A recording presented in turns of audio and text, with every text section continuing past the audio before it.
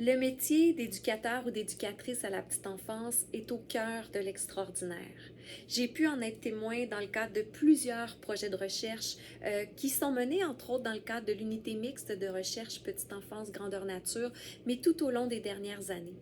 En fait, j'ai pu être témoin de l'engagement de plusieurs éducatrices et éducateurs, notamment au regard de la qualité éducative.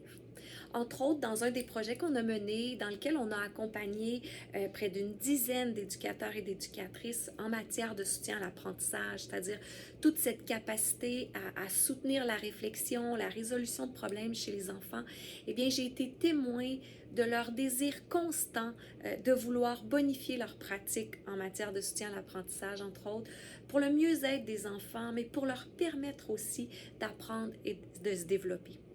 Le métier d'éducateur et d'éducatrice est au cœur de l'extraordinaire, comme la période de la petite enfance aussi. Mais c'est un métier complexe et les enfants sont en bas âge. Donc, plus les enfants sont en bas âge, plus il va y avoir une variabilité dans leur développement. Donc, le rôle des éducateurs et des éducatrices est important, mais il est aussi complexe. Et pour tout ça, vous méritez toute notre reconnaissance.